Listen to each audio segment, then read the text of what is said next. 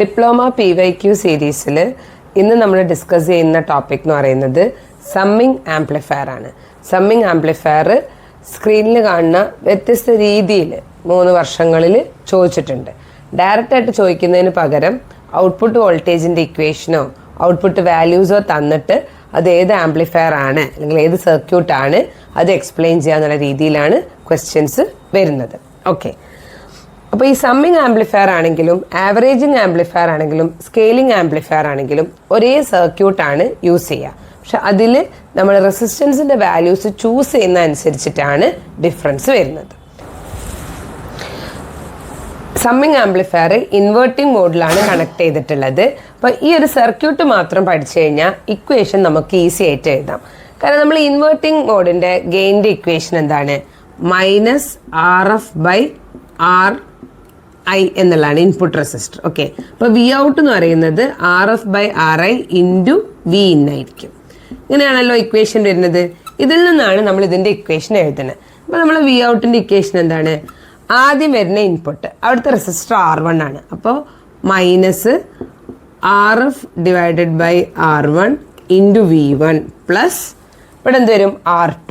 അപ്പോൾ RF/R2 × V2 plus അടുത്ത R3 RF/R3 × V3. ഇതാണ് ഈ ഒരു സർക്യൂട്ടിൻ്റെ ഔട്ട്പുട്ടിൻ്റെ ഇക്വേഷൻ എന്ന് പറയുന്നത്. ഇനി നമ്മൾ കേസ് 1 സമ്മിങ് ആംപ്ലിഫയർ ആണെങ്കിൽ case 1 first condition summing amplifier ആണെങ്കിൽ ജസ്റ്റ് എന്താണ്? R1 = R2 = R3 = R. അപ്പോൾ ഇതിൽ എല്ലാത്തിനും R സബ്സ്റ്റിറ്റ്യൂട്ട് ചെയ്യും. അപ്പോൾ നമുക്ക് കോമൺ ഫാക്ടറായിട്ട് എന്ത് പുറത്തേക്ക് എടുക്കാം?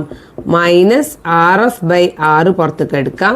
V1 + V2 + V3 വരും. ഈ ഒരു ഇക്വേഷനിലെത്തി. ഇനി ഈ ഫീഡ്ബാക്ക് റെസിസ്റ്റർ RFഉം Rഉം തുല്യമാണെന്ന് വിചാരിക്കുക. അപ്പോൾ അത് രണ്ടും വെട്ടിപ്പോവും. ഓക്കെ, അതായത് RF = R ആണെങ്കിൽ so we out will be -V1 + V2 + V3. ഇപ്പോൾ ഇത് അഡീഷൻ അല്ലേ നടന്നത്?